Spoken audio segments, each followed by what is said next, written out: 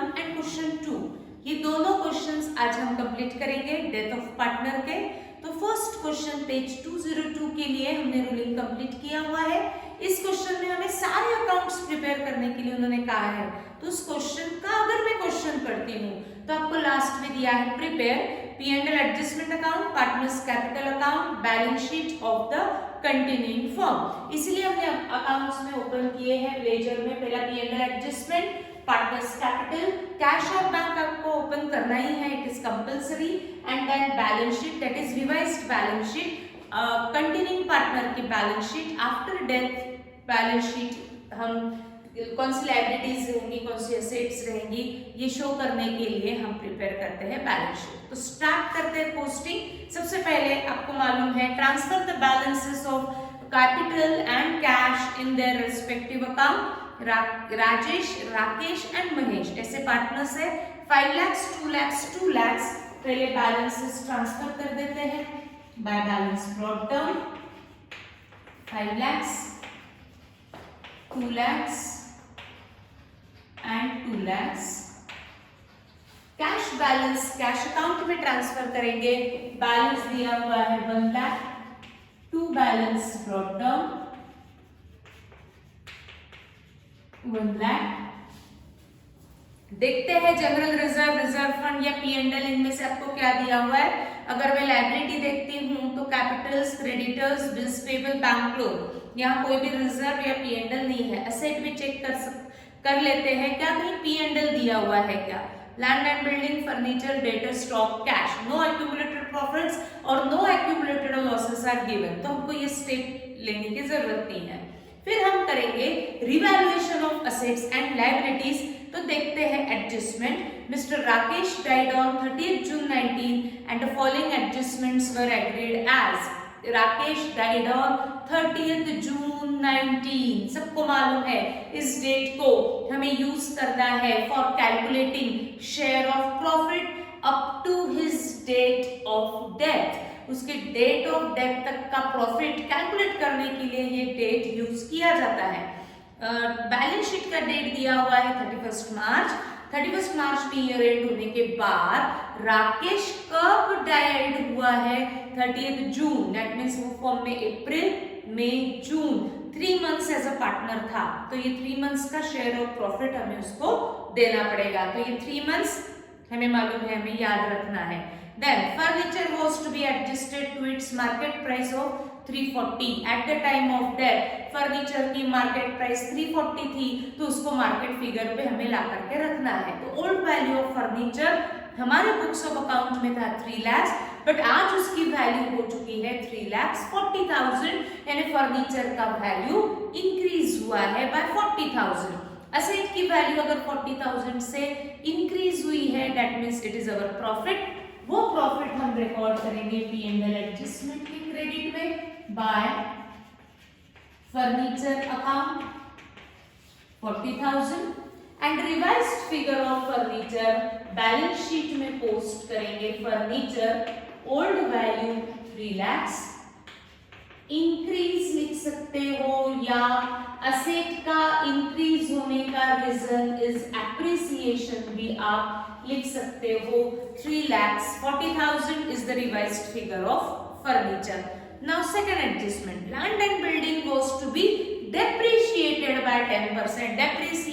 depreciated by 10%, यानी land and building की value less करो, रिड्यूस करो, डिक्रीज करो by 10%। तो चेक करते हैं लैंड एंड बिल्डिंग 4 लाख है। 4 लाख की लैंड एंड बिल्डिंग पे depreciation is 10%, that means 40,000 is our loss। P&L adjustment account के डेबिट में to land and building 40,000, revised figure of land and building हम पोस्ट करेंगे ओल्ड वैल्यू 4 लाख। डेप्रिसिएशन लिखा हुआ है इसलिए लेस डेप्रिसिएशन 40,000, रिडक्शन भी लिख सकते हो। Revised figure of land and building is 3,60,000। उसके बाद provide RDD 5% on debtors. Debtors पे आरडीडी क्रिएट करना है। पहले चेक करो क्या कहीं ओल्ड आरडीडी दिया हुआ है, नो। तो आपको डायरेक्ट आरडीडी की एंट्री के दो इफेक्ट्स शो करने हैं, कोई कंपैरिजन करने की जरूरत नहीं है। डेटर्स है क्वेश्चन में दिए हुए 3 lakhs पे 5% is RDD, that means 15,000 is RDD. Loss है तो पहले P&L एडजस्टमेंट के डेबिट में टू आरडीडी अकाउंट 15,000। आरडीडी क्या करता है, डेटर्स की वैल्यू को कम करता है, यानी मुझे आरडीडी को रिवाइज्ड बैलेंस शीट में पोस्ट करना पड़ेगा, किसके साथ, एडजस्ट करके डेटर्स के साथ। डेटर्स थे हमारे ओल्ड 3 lakhs, इस 3 lakhs पे हमारे डाउटफुल डेट्स रहने वाले हैं 15,000, इसीलिए 2,85,000 is the revised figure of debtors. Then the profit up to the date of Mr. Rajesh जब हम एंट्री रिकॉर्ड करेंगे राजेश से रिलेटेड, कब रिकॉर्ड किया जाता है, आफ्टर क्लोजिंग रिवैल्यूएशन अकाउंट, तब ये पॉइंट कंसिडर होगा, बाकी और कुछ भी दिया हुआ नहीं है। तो चेक करते हैं बैलेंस शीट। बैलेंस शीट की चेक करो, लायबिलिटी जो भी नॉन रिवैल्यूड लायबिलिटीज होंगी, जिसके ऊपर ना इंक्रीज डिक्रीज है, ऐसी लायबिलिटीज को हम एज इट इज पोस्ट कर देते हैं। कैपिटल्स पोस्ट हो चुके हैं, creditors, bills payable, bank loan, कोई रिवैल्यूएशन नहीं था, दैट मींस इस वैल्यू में कोई भी चेंज नहीं है, तो इसे हम एज इट इज ट्रांसफर करेंगे लायबिलिटी में। Sundry creditors 90,000, sundry creditors 90,000, bills payable दिया हुआ है 60,000 and bank loan as it is post करेंगे 1,50,000। ये सारी लायबिलिटीज हमने एज इट इज ट्रांसफर कर दी। अब चेक कर लेते हैं एसेट में, land and building revised figure पे आ चुकी है, फर्नीचर रिवाइज्ड फिगर पे आ चुका है, डेटर्स रिवाइज्ड फिगर पे आ चुका है, stock no revaluation is given, that means stock की वैल्यू पे कोई भी चेंज नहीं है, एज इट इज लिखेंगे stock 1 lakh, cash balance cash में पोस्ट हो चुका है।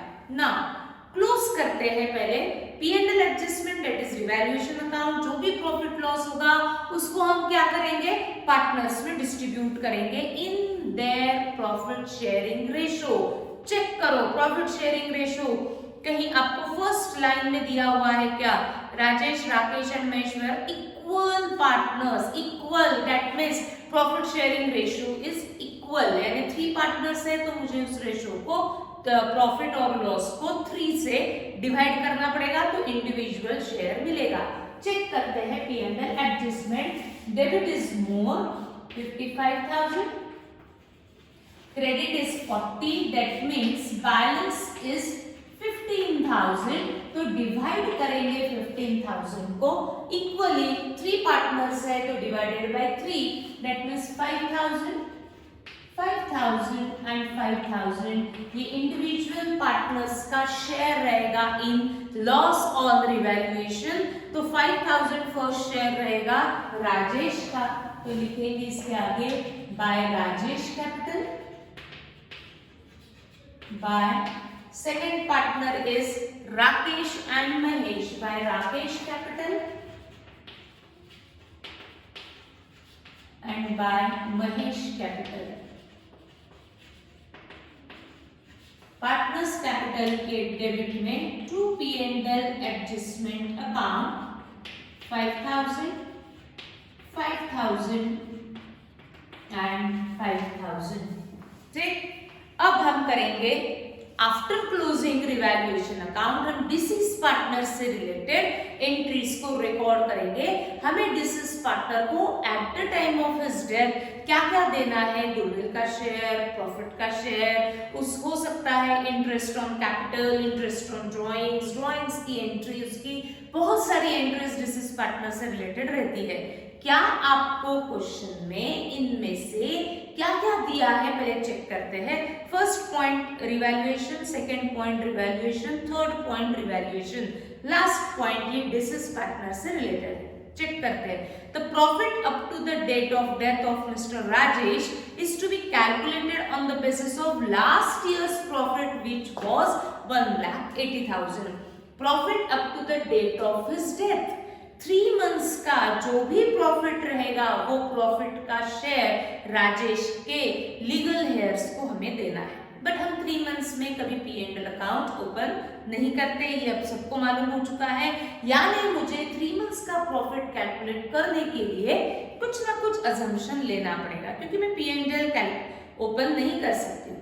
तो प्रॉफिट कैलकुलेट करने के लिए उन्होंने दिया है कि बेस लो लास्ट ईयर का प्रॉफिट विच वॉज 1,80,000। तो ये लास्ट ईयर के प्रॉफिट का बेस लेते हुए हम 3 मंथ्स का प्रॉफिट कैलकुलेट करने जा रहे हैं। तो हम प्रिपेयर करेंगे वर्किंग नोट, और फर्स्ट वर्किंग नोट हम दी हुई है एडजस्टमेंट प्रॉफिट की, तो कैलकुलेट करेंगे calculation of profit up to the date of his death, calculation of profit up to the date of his death। इस प्रॉफिट को कैलकुलेट करने के लिए उन्होंने कोई भी एवरेज प्रॉफिट का बेस लेने के लिए नहीं कहा है, लास्ट ईयर के प्रॉफिट का बेस लेने के लिए कहा है विच वॉज 1,80,000। तो हम लिखते हैं लास्ट ईयर्स प्रॉफिट, जैसे दिया है वैसा ही लिखना है 1,80,000। ये लास्ट ईयर का प्रॉफिट है, ईयर का प्रॉफिट है यानी ये पूरे 12 मंथ्स का है। बट हम राजेश को पूरे 12 मंथ्स का प्रॉफिट नहीं देंगे, वो 3 मंथ्स से पार्टनर था, तो हमें इसमें कैलकुलेट करना पड़ेगा 3 मंथ्स का share, 3 months share of profit. तो 1,80,000 में से मुझे 3 मंथ्स का प्रॉफिट कैलकुलेट करना है, तो हम लिखेंगे इंटू 3/12। तो कैलकुलेट करते हैं 3 मंथ्स का प्रॉफिट, दैट इज 45,000। बट ये प्रॉफिट पूरे फर्म का होगा, तो मुझे पूरे पार्टनर्स को तो नहीं देना है ना, मुझे सिर्फ राजेश को देना है। तो हम कैलकुलेट करेंगे Rajesh share in profit, Rajesh share in profit 45,000 में राजेश का शेयर इक्वल है, दैट मींस इनटू 1/3। ठीक, तो कैलकुलेट करते हैं तो वो आएगा 15,000 is Rajesh share in profit up to the date of his death. But ये एक्चुअल नहीं है, ये हमने एस्टिमेट किया, अज्यूम किया with the help of previous years profit. ठीक, तो ये प्रॉफिट का शेयर हमें राजेश को पेएबल है, credit to whom money is payable, इसलिए Rajesh capital account credit. P&L का बेस लेते हुए कैलकुलेट किया, बट अजम्पशन का बेस लिया, इसीलिए उस P&L को हमने नाम दिया P&L सस्पेंस अकाउंट। तो एंट्री पास की P&L suspense to Rajesh capital, Rajesh capital की क्रेडिट में by P&L suspense account. Rajesh कौन से नंबर का पार्टनर है? फर्स्ट, तो उसको हमें फर्स्ट कॉलम में लिखना पड़ेगा 15,000। लिख लिया, ये सबको आता है, सिर्फ आप मेरे साथ इसको सॉल्व कर रहे हो। अब ये P&L सस्पेंस अकाउंट इस एंट्री के कारण हमारे बुक्स ऑफ अकाउंट में रिकॉर्ड हुआ है। अगर मैं देखती हूँ तो इसको मैंने एक ही बार रिकॉर्ड किया है, that means this P&L suspense account shows balance. अगर कोई भी अकाउंट बैलेंस शो करता है तो उसे मुझे बैलेंस शीट में ट्रांसफर करना ही पड़ेगा, और ये डेबिट हुआ है इसीलिए हम इसे कहाँ पोस्ट करेंगे? असेट में। P&L सस्पेंस अकाउंट 15,000 कर लिया। अब अगर मैं क्वेश्चन पढ़ती हूँ तो आपको इस क्वेश्चन में ना गुडविल की इंफॉर्मेशन है, यस, ना आपको ड्राइंग्स की इंफॉर्मेशन है, ना इंटरेस्ट ऑन कैपिटल दिया है, ना इंटरेस्ट ऑन ड्राइंग्स दिया है। जब कुछ है ही नहीं तो हम रिकॉर्ड भी नहीं करेंगे। गुडविल हम कुछ भी अजम्पशन लेके कुछ भी रिकॉर्ड नहीं कर सकते, नहीं दिया है तो हम भी रिकॉर्ड नहीं करेंगे। तो सबसे पहले हम कैलकुलेट करेंगे राजेश शेयर, राजेश का कैपिटल कैलकुलेट करेंगे।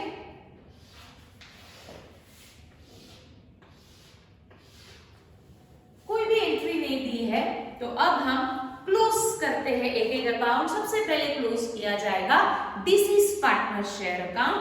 अगर वे deceased partner that is first partner है तो इसका क्रेडिट का टोटल लेती हूं, दैट इज 5,15,000 माइनस डेबिट 5,000 अगर मैं करती हूं तो 5,10,000। This is partners capital balance. ये बैलेंस हम डिसीज पार्टनर के कैपिटल में या लोन में ट्रांसफर नहीं कर सकते क्योंकि उसका डेथ हो चुका है।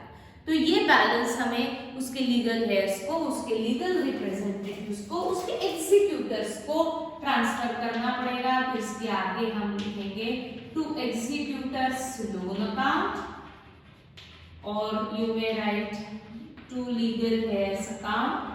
दोनों में से कोई ना कोई एक ही लिखना है, सारी चीजें ऑब्लिक करके लिखने की जरूरत नहीं है।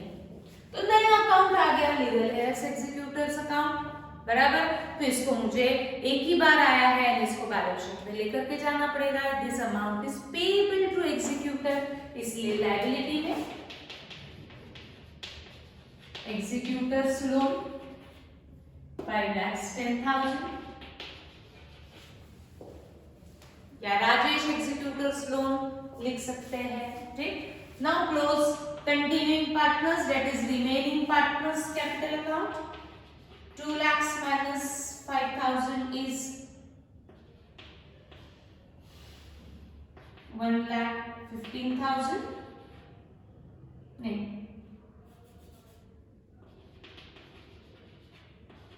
1,95,000। थर्ड पार्टनर का credit is 2 lakhs minus debit 5,000 is 1,95,000। ये कंटिन्यूइंग पार्टनर्स है, इनका ना डेथ हुआ है ना ये रिटायर हो रहे हैं, तो इनके कैपिटल अकाउंट्स मुझे बैलेंस शीट में लिखने पड़ेंगे, इसीलिए इसके सामने लिखा जाएगा बैलेंस कैरिड डाउन। ये बैलेंसेस को लेकर के आएंगे लायबिलिटी में। Rakesh capital, Mahesh capital. Rakesh capital 1,95,000, Mahesh capital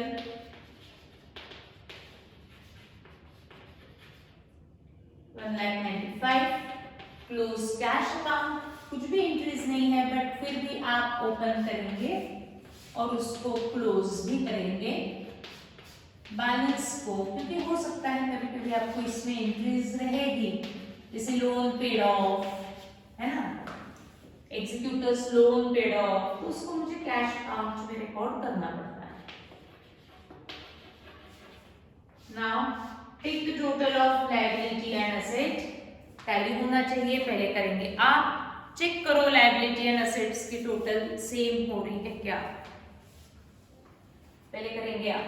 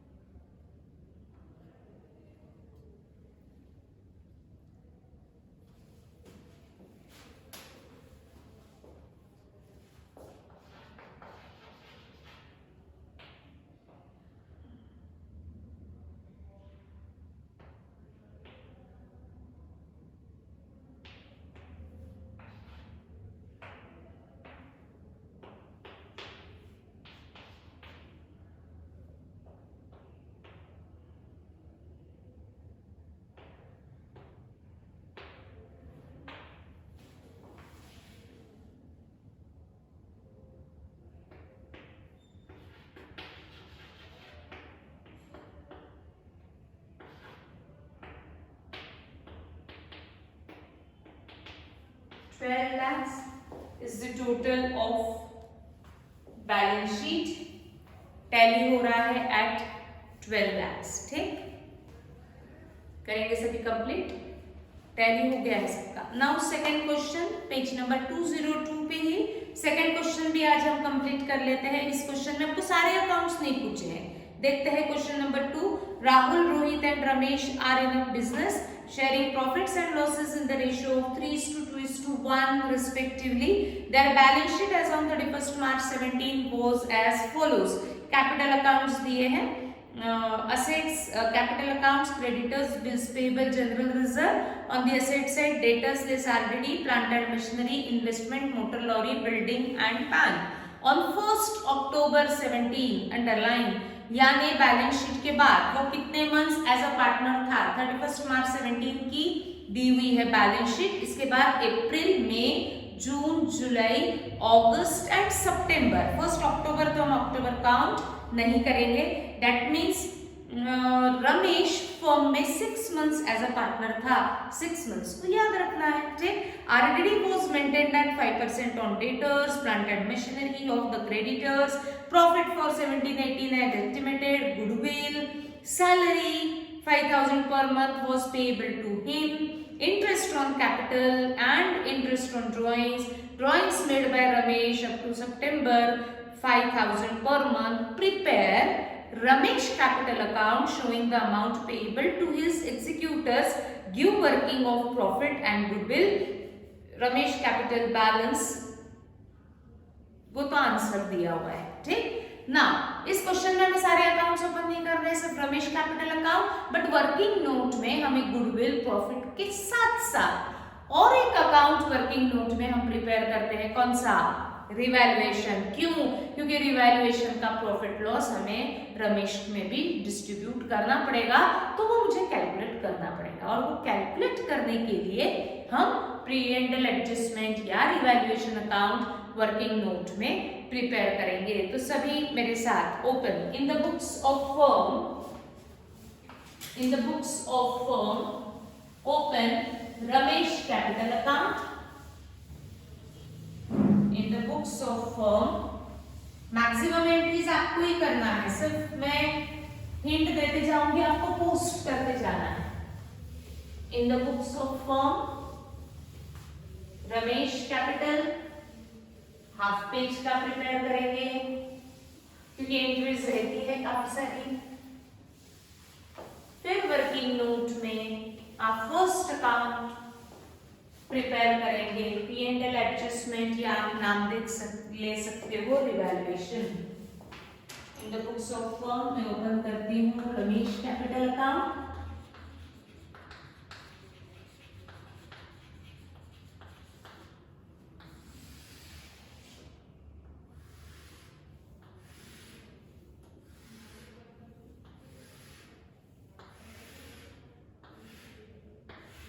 working note सिर्फ एक ही अकाउंट फेयर में बनेगा।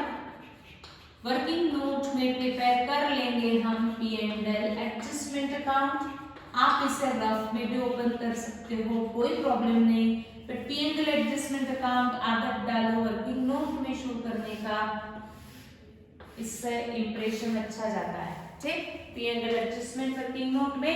सेकेंड वर्किंग नोट हम बनाएंगे गुडविल के लिए, थर्ड वर्किंग नोट हम बनाएंगे प्रॉफिट के लिए। फटाफट पोस्टिंग स्टार्ट करना है। रमेश का बैलेंस ट्रांसफर करो, बाकी किसी के बारे में आपको सोचने की जरूरत नहीं है।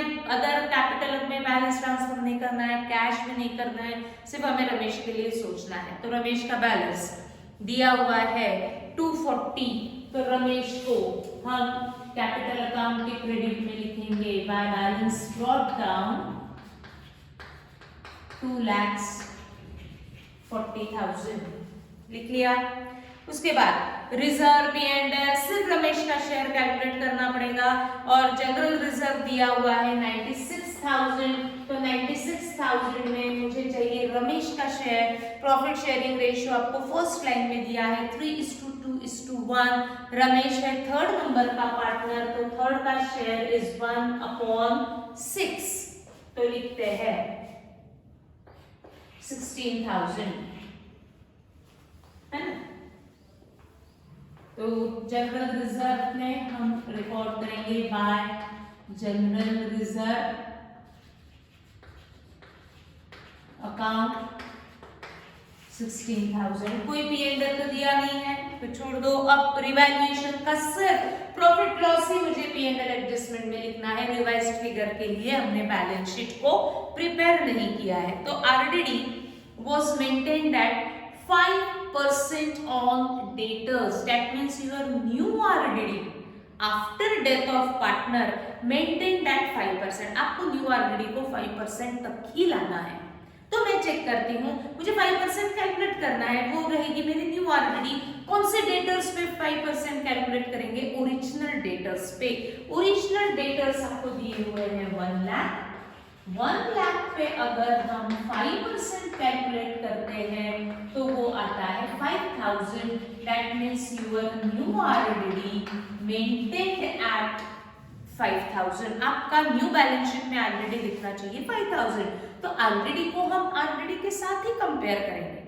क्या आपको ओल्ड बैलेंस शीट में ऑलरेडी दिया हुआ है? क्या दिया हुआ है? Old already was given at 10000। जो 10000 की ऑलरेडी थी आफ्टर डेथ वो कितने पे आने वाली है? 5000। यानी ऑलरेडी नाम के अकाउंट में इंक्रीज है या डिक्रीज है? डिक्रीज है। कितने से डिक्रीज है? 5000। ऑलरेडी हमारा 5000 से कम होने वाला है, यानी हमारा लॉस 5000 से कम होने वाला है। अगर मेरे लिए लॉस कम होता है तो प्रॉफिट, तो प्रॉफिट रिकॉर्ड करेंगे P&L एडजस्टमेंट के क्रेडिट में बाय ऑलरेडी अकाउंट 5000। लॉस बढ़ता है तो लॉस, लॉस कम होता है तो प्रॉफिट। आगे plant and machinery and investments were valued at 80,000 and 4,10,000 respectively. Plant and machinery was valued at 80. Check करो प्लांट एंड मशीनरी का वैल्यू 85 था, अब वो कितने पे आ चुका है? 80। यानी असेट की वैल्यू कम हुई, लॉस हुआ 5000 का। पोस्ट करते हैं एडजस्टमेंट के डेबिट में प्लांट एंड मशीनरी 5000। ठीक, आगे इन्वेस्टमेंट्स उसी पॉइंट में दिया है। Investments were valued at 4,10,000। Check the old value of investment 350 का इन्वेस्टमेंट 4,10,000 पे आ चुका है, यानी इन्वेस्टमेंट की वैल्यू बढ़ गई, असेट की वैल्यू बढ़ गई, यानी प्रॉफिट कितना? प्रॉफिट 60,000। रिकॉर्ड करते हैं बाय इन्वेस्टमेंट 60,000। ठीक, now third point of the creditors, यानी क्रेडिटर्स में से an item of 6000 was no longer a liability. जितने भी क्रेडिटर्स है उसमें से 6000 आपकी अब लायबिलिटी नहीं है, यानी मेरे क्रेडिटर्स कम करने हैं and hence was properly adjusted. यानी आपको ये 6000 की एडजस्टमेंट क्रेडिटर्स के साथ करनी है। क्रेडिटर्स में से 6000 अब आपकी लायबिलिटी नहीं है, यानी इस क्रेडिटर्स में से 6000 हटा दो। मुझे क्रेडिटर्स कम करने पड़ेंगे, मेरी क्रेडिटर्स लायबिलिटी होती है, लायबिलिटी कम होगी तो मेरे लिए प्रॉफिट, वो प्रॉफिट हम रिकॉर्ड करेंगे P&L एडजस्टमेंट के क्रेडिट में by creditors account 6000। Balance sheet में दिखेंगे क्रेडिटर्स आफ्टर डिडक्टिंग 6000, यानी टोटल क्रेडिटर्स थे 80 में से 6000 क्रेडिटर्स नहीं रहने वाले हैं, तो हम करेंगे माइनस और फिर क्रेडिटर्स लिखे जाएंगे बैलेंस शीट में, बट हमें इसको प्रिपेयर नहीं करना है। आगे प्रॉफिट वाज एस्टिमेटेड, ये डिसीज पार्टनर से रिलेटेड है, गुडविल डिसीज पार्टनर से रिलेटेड है, देन सैलरी डिसीज पार्टनर से रिलेटेड है, interest on capital disease partner से रिलेटेड है, ड्राइंग्स डिसीज पार्टनर से रिलेटेड है, तो ये हम सबसे लास्ट में करेंगे। Now close P&L adjustment account और बैलेंस को हम 3:2:1 में डिवाइड करेंगे। कैलकुलेट करते हैं बैलेंस।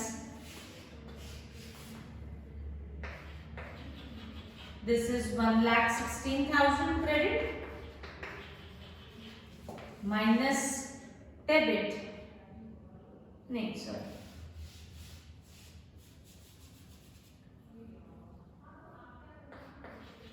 $71,000 credit minus 5,000 डेबिट अगर मैं करती हूँ तो 66,000 ये टोटल आएगा प्रॉफिट, क्योंकि क्रेडिट की टोटल ज्यादा है, जो आप 3/6, 2/6 एंड 1/6 में अगर मैं डिवाइड करती हूँ तो ये आएगा 33,000, 22,000 एंड 11,000।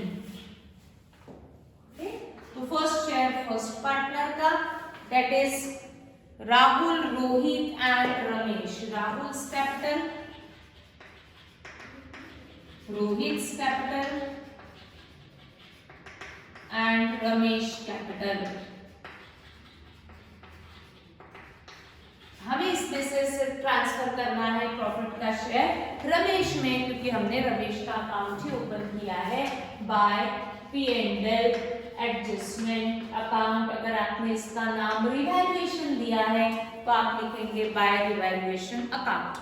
नाउ फोर्थ पॉइंट सभी पढ़ेंगे. क्या कहता है फोर्थ पॉइंट?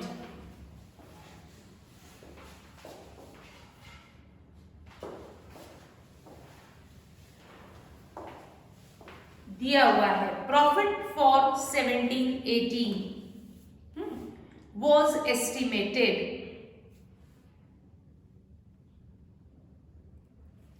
$1,20,000. हमने अजम्पशन दिया प्रॉफिट कितना हो सकता है करंट ईयर का 1,20,000. ये एस्टिमेट किया है प्रीवियस ईयर का कहीं ना कहीं स्टडी करते हुए. ये एस्टिमेटेड प्रॉफिट का बेस लेते हुए रमेश को उसका शेयर 6 मंथ्स का, सबको मालूम है 6 मंथ्स कहां से आया, वो 6 मंथ्स का शेयर हमें देना पड़ेगा. ये एस्टिमेट दिया ही है कि हमने ये एस्टिमेट किया कि इस साल कितना प्रॉफिट हो सकता है 1,20,000. And Ramesh share in it up to the date of his death was given to him. इस estimated profit में से हमें रमेश का शेयर उसके till the date of his death देना पड़ेगा. तो हमें इसको वर्किंग नोट में शो करेंगे. तो सभी प्रिपेयर करेंगे working note. First working note बनेगी share of profit given to Ramesh. Second working note, क्योंकि फर्स्ट में हमने P&L एडजस्टमेंट अकाउंट ओपन किया है, calculation of profit up to the date of his death. Calculation of profit up to the date of his death calculate करते हैं. कैसे calculate करेंगे? कुछ ना कुछ अजम्पशन लेंगे प्रॉफिट का. उन्होंने दिया है एस्टिमेटेड प्रॉफिट कितना है 1,20,000. लिखेंगे एस्टिमेटेड प्रॉफिट. बट ये प्रॉफिट है पूरे 1 ईयर का. 17-18 दिया हुआ है, 1 ईयर का प्रॉफिट है. बट हमें रमेश को 1 ईयर का प्रॉफिट नहीं देना है. कितने मंथ्स का देना है? 6 मंथ्स का. 6 months share of profit 1,20,000. 6 months का कैलकुलेट करना है तो into 6/12 यानी हाफ, that is 60,000. बट ये प्रॉफिट 6 मंथ्स का जो भी है वो पूरी फर्म का ही है. बट हमें पूरे पार्टनर्स को नहीं देना है, हमें देना है रमेश को. तो इसीलिए रमेश शेयर इन प्रॉफिट. तो 60,000 में रमेश का शेयर कैलकुलेट करने के लिए मुझे रमेश का रेशो से मल्टीप्लाई करना पड़ेगा. दैट इज 1/6 यानी 10,000. That means Ramesh share in profit कितना आएगा? एस्टिमेटेड 10,000. ये हमें रमेश को देना है. Credit to whom money is payable, इसलिए Ramesh capital account credit. Entry भी लिखते जाओ ताकि आपका एरर नहीं होगा. P&L suspense account. तो P&L suspense account to Ramesh capital. तो रमेश कैपिटल के क्रेडिट में बाय P&L सस्पेंस अकाउंट 10,000. ये हमने प्रॉफिट का शेयर दे दिया. क्या क्वेश्चन में गुडविल दिया हुआ है? क्या पॉइंट नंबर 5 में दिया हुआ है. आपको ही करना है. मैं सिर्फ पढ़ रही हूँ और हिंट दे रही हूँ ताकि आप करेंगे पहले कंप्लीट, उसके बाद मैं बोर्ड पे कंप्लीट करूंगी.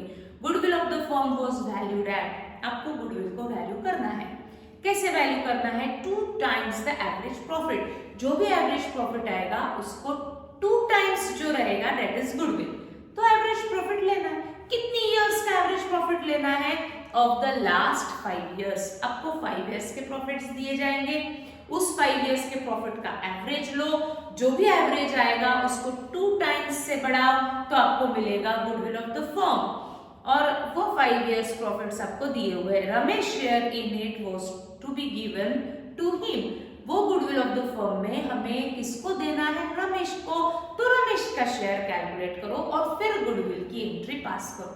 क्या क्या करना है? पहले एवरेज प्रॉफिट कितने ईयर्स का? 5 years का। उस एवरेज प्रॉफिट को क्या करेंगे?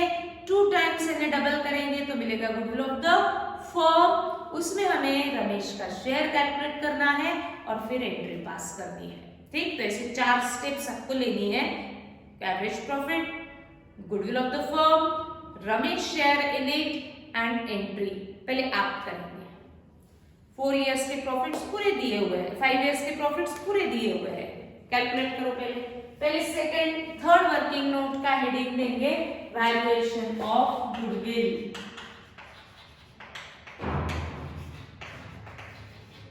वैल्यूएशन ऑफ गुडविल करेंगे पहले सभी आप। First calculate average profit.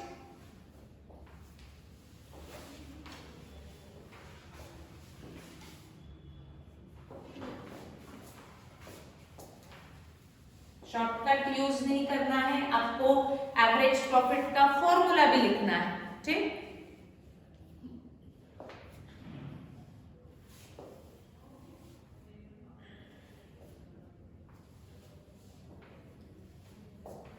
देखो आया का सबका average.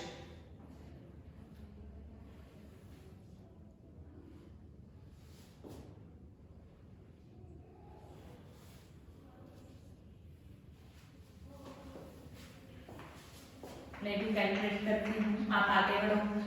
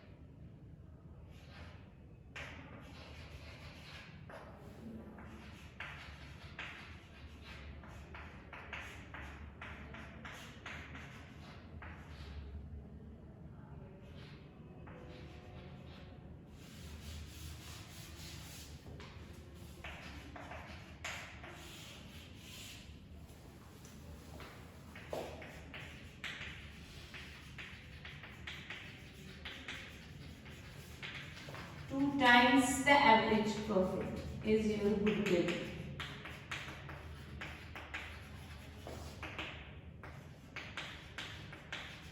This is total goodwill of the firm.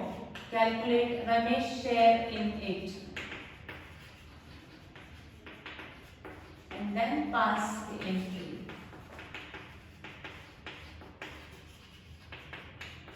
Ramesh ratio is 1/6.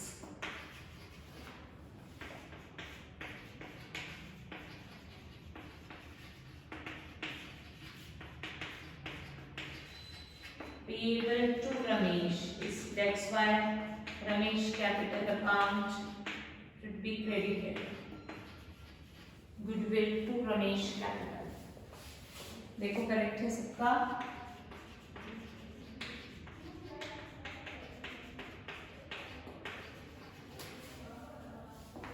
ठीक, now salary 6th point.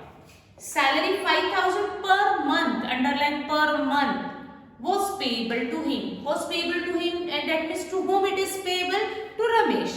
अब लास्ट ईयर का तो हिसाब लग के बुक्स ऑफ अकाउंट क्लोज करके आपको बैलेंस शीट दे दी थी।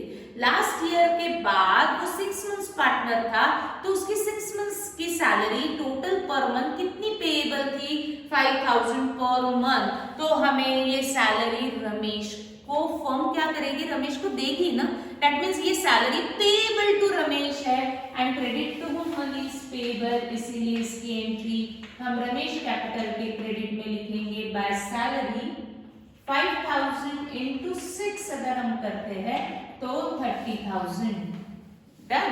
उसके बाद interest on capital 5% per annum है हमको, दैट इज वो आई आया है, per annum was payable and drawings 2000 were charge, यानी इंटरेस्ट ऑन कैपिटल भी रिकॉर्ड करना है और इंटरेस्ट ऑन ड्राइंग्स भी रिकॉर्ड करना है। अगर मैं ड्राइंग्स पे इंटरेस्ट चार्ज कर रही हूँ तो पहले उससे ड्राइंग्स तो होने चाहिए ना उसके।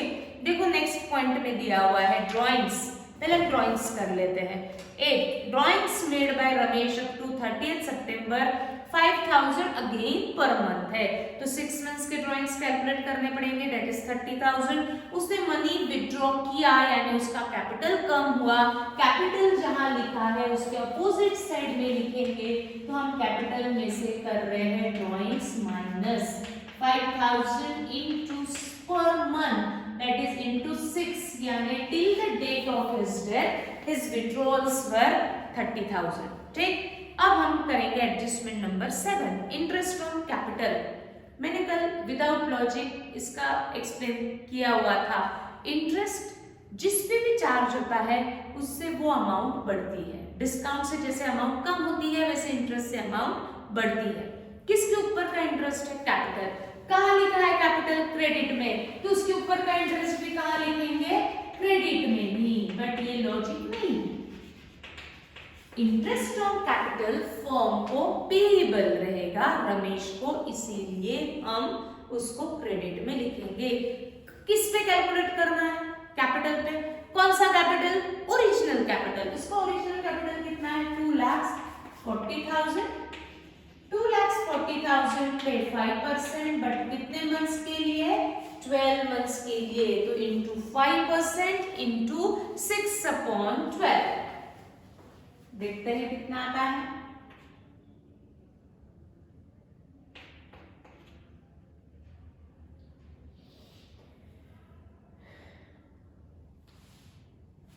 यहां पर भी हम कैलकुलेट करके शो कर सकते हैं।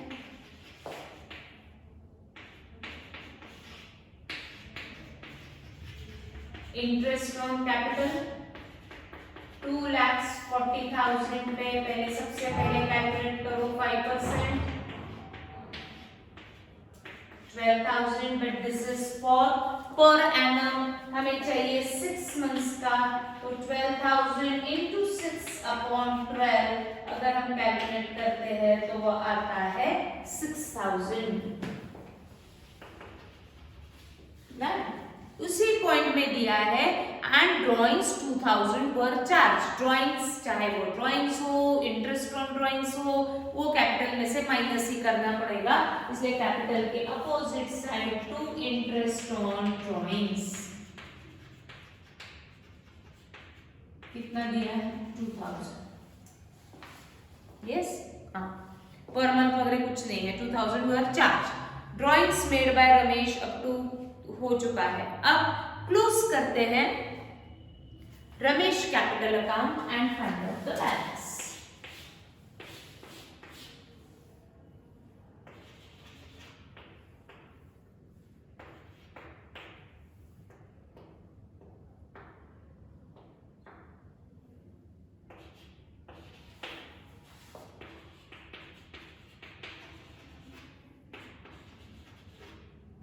Yes, 3,41,000 is the balance on Ramesh capital account at the time of his death।